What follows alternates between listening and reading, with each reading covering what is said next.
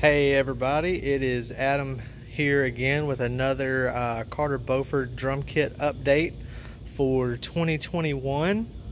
I hope everybody is doing well, staying safe, not getting this virus, even though it seems like it's getting harder and harder to avoid it.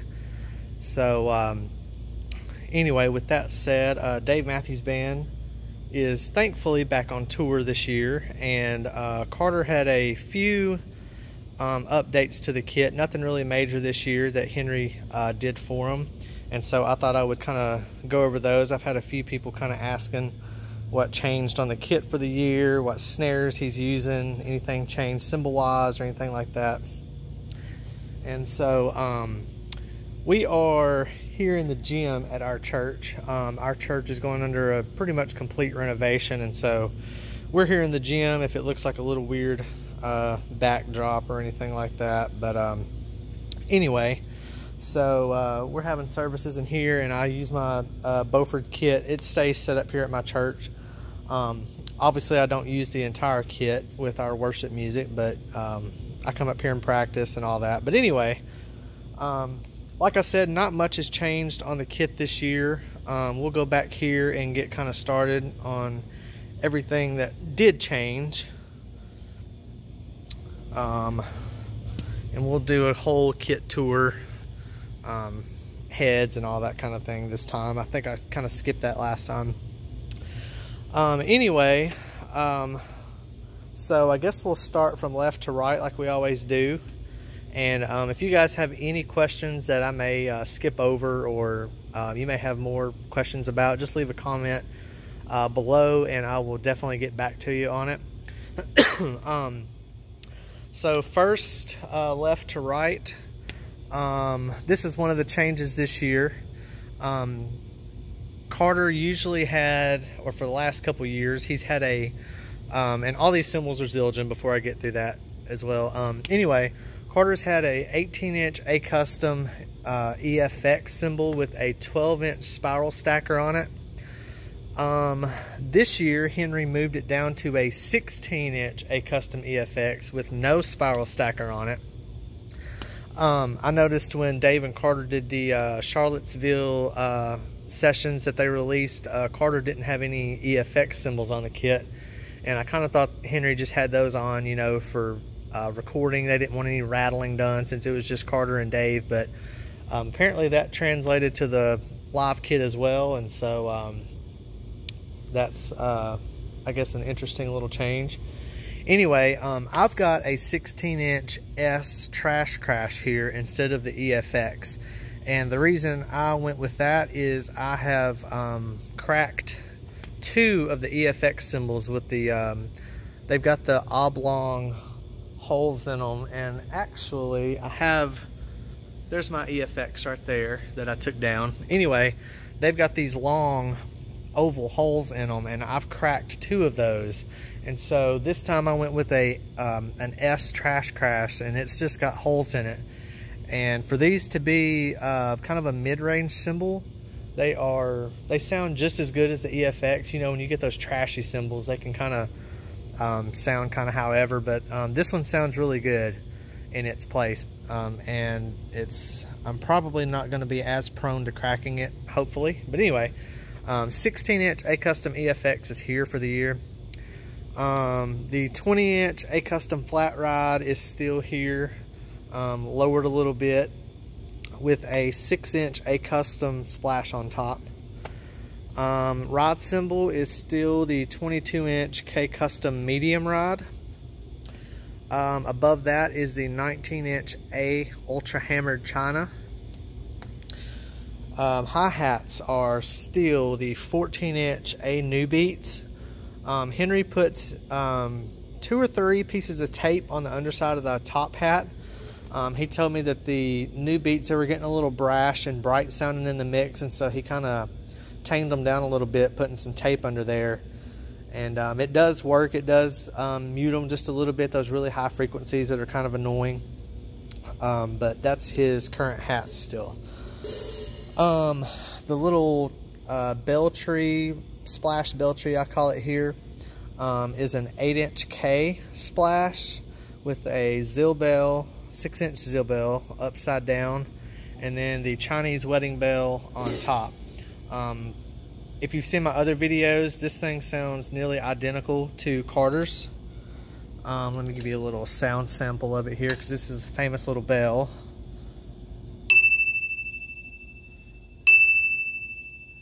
And you'll remember that in a couple songs, Satellite, Proudest Monkey, Digging a Ditch, that sort of thing.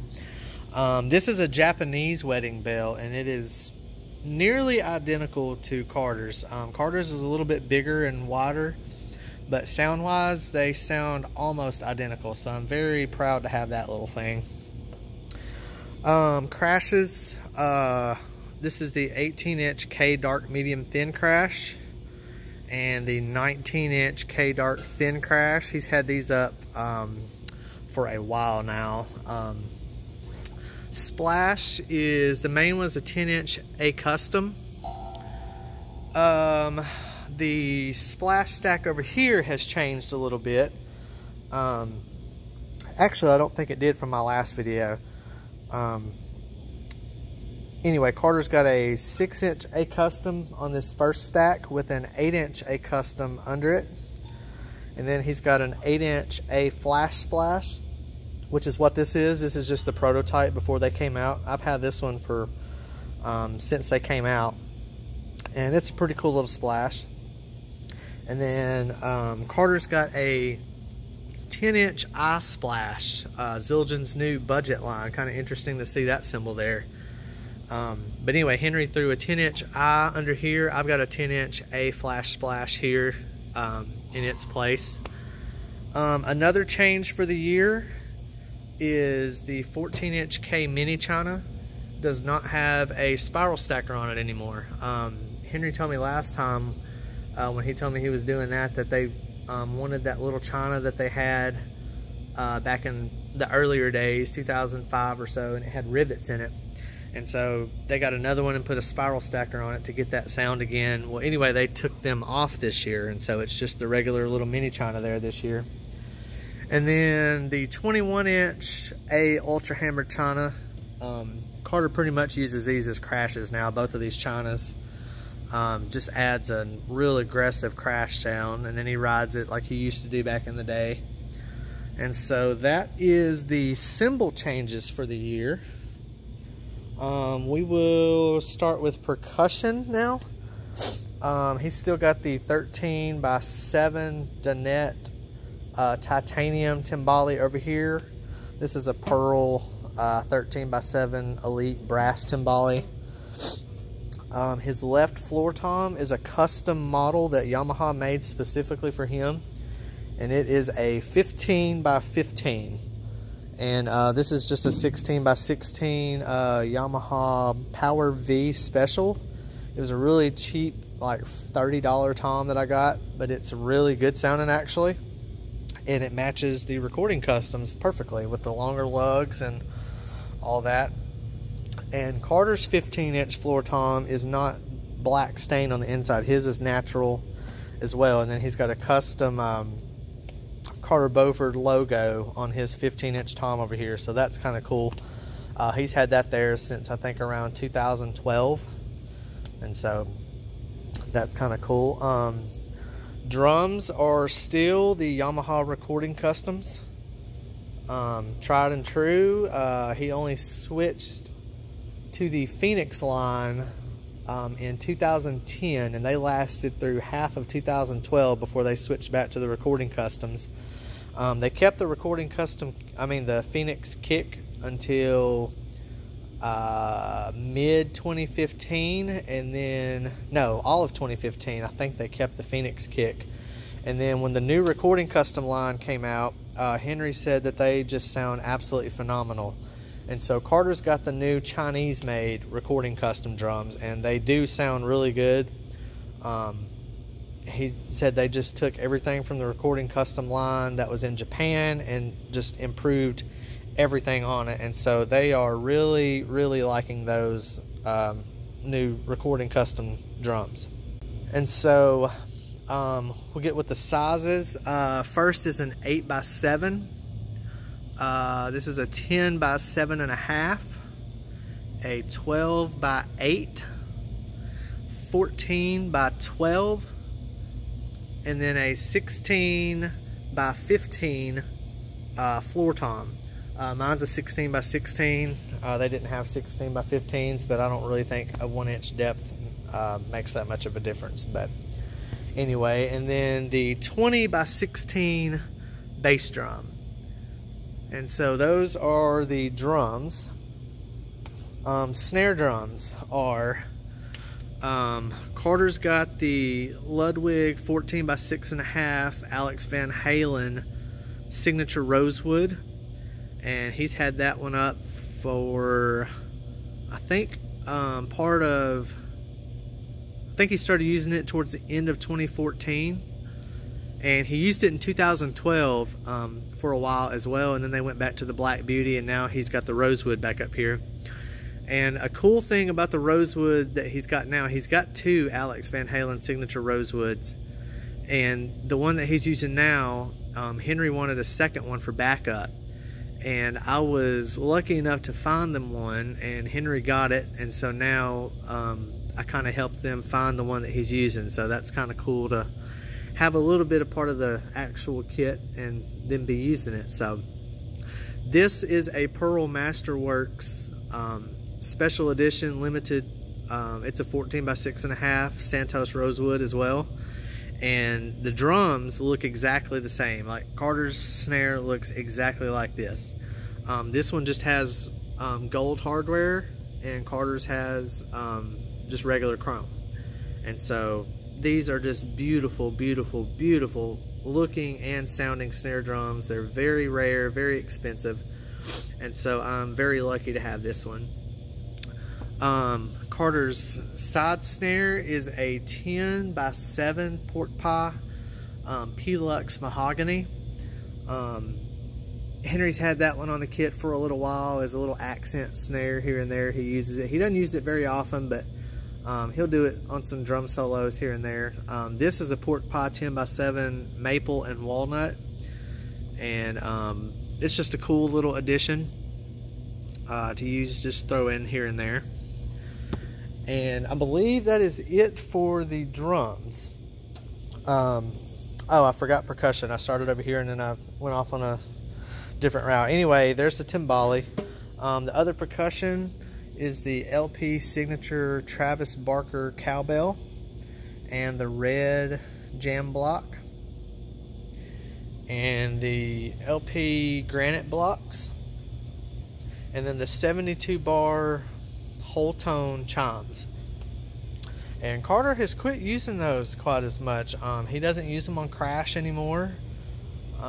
He just really kind of rarely touches them. He's almost stopped using them on satellite intros. It's kind of interesting how little he's using those lately. I guess he's just wanting to switch things up after playing them so long the same way or something. Another change that's very interesting for the year is the bass drum beaters. For years, I think since 2005 when they came out, Carter had these DW hardcore beaters, and they're really cool. They've got a really soft foam around this little hard core center. It's plastic, and so it got a really good slap, and so I guess they're wanting to get a little bit of a I don't know, more punchy, if you could, sound without being so clicky. And it really does make a difference with these felt beaters. Anyway, Carter's got the new, or they're not really new now, but they're the DW, what are they called? The control beaters, that's what they are. And you can, basically, they're kind of customizable. You can spin the felt top there. You can spin it and put a different head on, a different felt, or they got a plastic version that you can put on there, and you just spin those on. And then these beaters also have weights that you can put in, and you can kind of customize how heavy your beater is. I believe Carter's just got one weight in the top, which is what I have, which is what I kind of prefer. I kind of like a lighter beater. Just enough weight to give you some thump.